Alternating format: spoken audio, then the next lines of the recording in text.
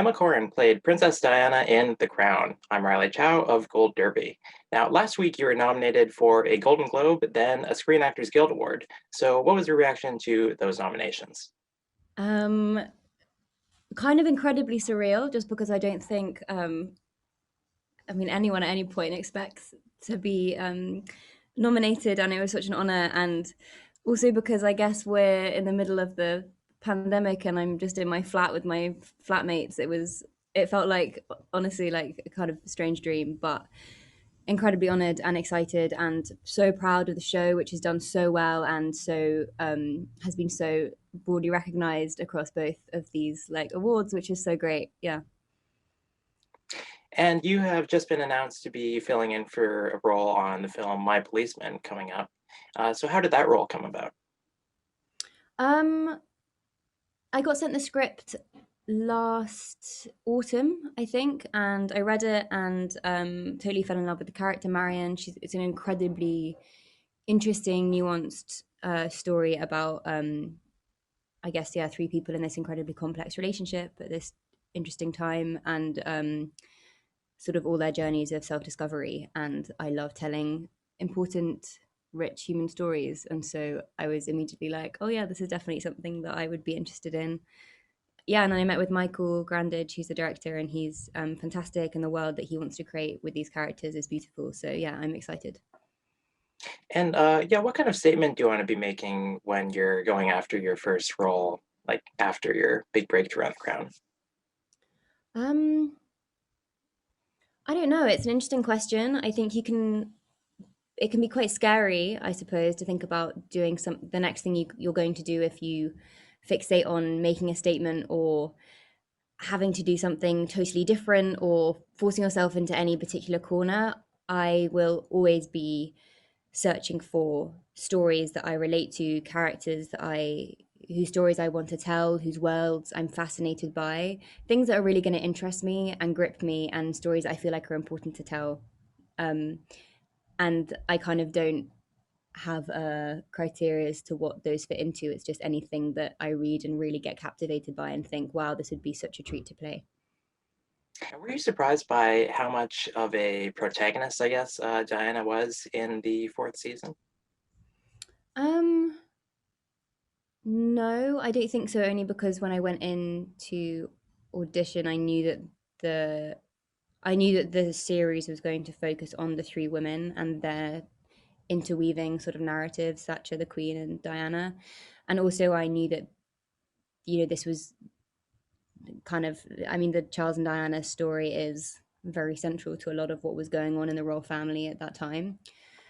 Um, but no, I think I guess I was in a way. I got the scripts and I had no idea where they were going to take her, and I was more impressed with like the arc from I took her from 16 to 28, and for me, I was like, wow, that's a lot of years. That's a big arc to take her on. But yeah.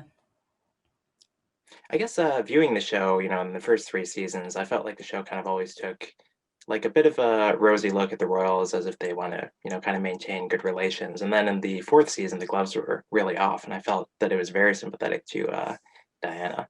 So I'm wondering if that was like a part of your initial conversations with Peter Morgan. Um, no, I mean, I didn't have any input in the script um, at all, really.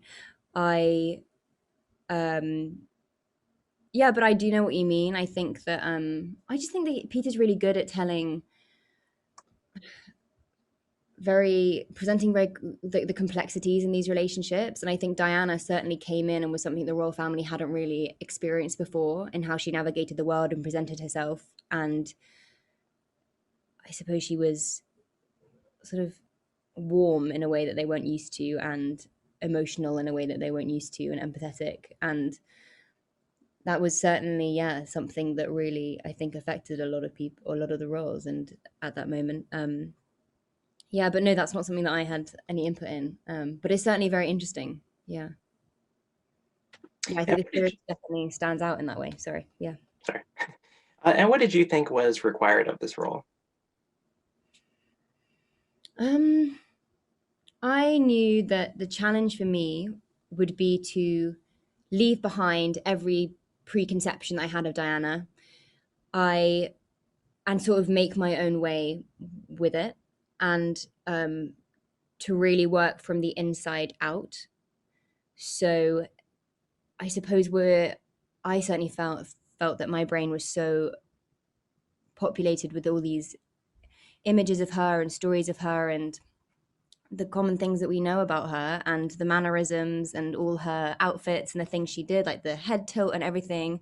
And these are wonderful. But as I was reading a lot of biographies and getting lost in a lot of video footage and that kind of thing, I was struggling to hold on to any sense of her that I really connected to or really could feel like I could bring into Peter's script, because obviously that was a story we were telling. And it was actually when I kind of let all of that go and started working with Polly Bennett and William Conacher on the voice and the behavior.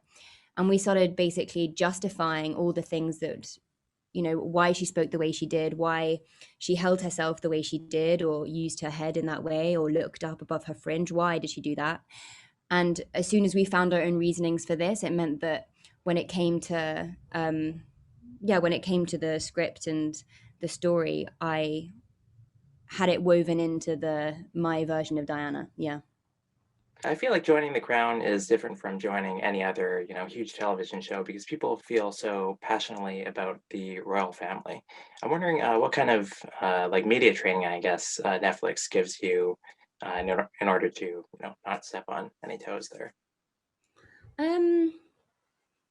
Yeah, we I was given some media training. But yeah, by women at Netflix, and it's basically just like an interview, and she just asks a lot of really difficult questions, and you just go for like a take, and she asks you really brutal questions and really tries to like um trip you up, and then afterwards you watch the interview back, which is excruciating, Mm. and then you will work with her what the right answers are. But to be honest, I mean, it doesn't take much for us to, have to be able to say that, this is a fictionalized version of everything, because it is. And I think for everyone who works on the Crown, you very quickly, once you've done a lot of your research and read a lot of books and watched a lot of footage, you are in rehearsal, and then you're on set, and it becomes about the script, and it becomes about our version and our story and our characters. And actually it feels very, very like worlds away from the the actual people. Yeah, it's Peter's world. And what do you think is the biggest departure with Jordana versus the real one? It's a really good question. I don't know, because I don't know what who the real one was. You know what I mean?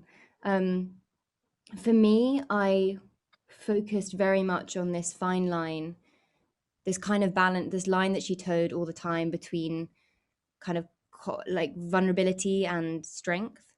I felt like she was so intensely vulnerable the whole time, but weirdly she there are these moments that you see her fighting through where she finds strength in that. And certainly that kind of crosses over into the public private type of thing, where you see her suffering so much behind closed doors, where the Crown the series takes you, but then you see Diana on the other side in front of these crowds, working out how to turn all this turmoil she's feeling into something she can use there, which turns out to be huge empathy and huge relatability that people connect to. And that was really what I kind of like harnessed and tried to work with. I don't know if that has any bearing on actual Diana or her journey, but yeah, that's what I held on to. I'm wondering, with your background, in film drama school, what do you do when you get a script? How are you going through it? How are you plotting out, mind maps, that kind of thing, to prepare yourself? Yeah, I'll go through it, and I will mind maps, definitely. I love a mind map. Um I think I tend to plot the character's journey. I love figuring out their arc. So where they start, what they think they want at the beginning, what they think they need, and where they end up at the end, and what influences the change in their perspective. Because essentially, any good script should take a character from what they think they want to realizing what they actually need, and in some way. And yeah, and so it's kind of plotting that character's journey along that arc. And then I will often try and do any bits of research I can, or think about other stories or films or books or anything that makes me think about this piece and how I can use some of that, and be influenced by other things. I know Josh for The Crown, he does it through smells and like tactile things. I think he has like an actual scrapbook of like a bit of fabric he sprayed with Charles's cologne, or a bit of like felt that he would have used from his suits. And that's a very interesting way to get, that's a much more I think I'm much more cerebral. I'm much more like creating worlds in my head, whereas he's like, I need to physically understand where the character lies, which is really, it's a very interesting way of doing it. Yeah. Yeah. You did 8 episodes of The Crown. The year before, you did 4 episodes of Pennyworth, the first 4. I'm wondering how that, introduction to series television prepared you.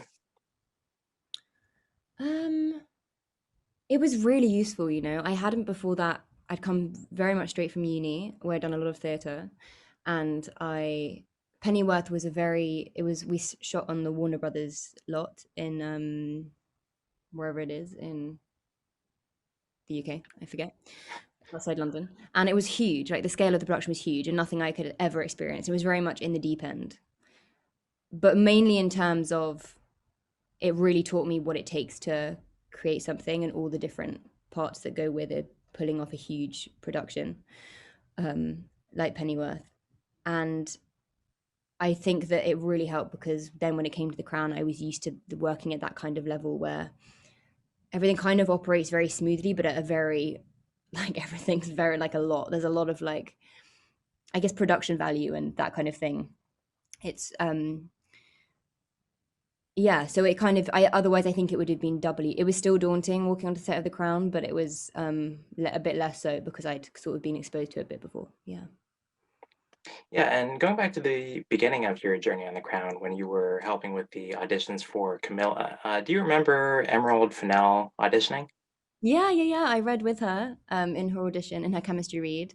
And I remember thinking, I mean, I enjoyed reading with everyone who came in, but there is something so luminous and I don't know. For Camilla, she brought something that was so brutal and so good. It was so funny. I think she's got an incredible sense of humor and she can really see like the dark comedy in things. And I feel like she really brought that to the scene, which is completely the opposite from what Diana brings to the scene. So these two forces who very much like meet, and it's kind of like, oh my god, what's going to happen, kind of thing, you know. And coming back around to awards, for the Critics' Choice Awards and then for the Emmys coming up, you have to submit an episode that you consider your best showcase of the season. Do you have an episode in mind, or what has been already submitted? I actually don't know. I didn't know that. Um, but that's, yeah, that's really interesting. Oh, I would. I mean, the episode. I think. Oh, I don't know. Though there are so many different ones in the season. I think Diana's journey is so different at different stages. I loved episode 3, working with Ben Karen, and Fairy Tale really stands alone, almost like a little film in my mind, in both of our minds. I think when we were filming it, because it's really just in Diana's head, and there's something so poignant there. Um, but then, of course, you kind of lose all the intensity with her and Charles. So I guess 6 or 9 or 10. Christ. For like the crux of the Diana and Charles relationship and all those tensions, I guess I'm sure Netflix will be across all of it, making sure that the right decisions are made. But yeah, I mean, yeah, when I think about stuff like that, it's just what a story and what a character to play. It was just such, yeah, it was great. Yeah, I mean, you've got good options. What about a specific scene for, playing at these award shows when they say, Emma Corrin, The Crown? Oh, that's a good question. Maybe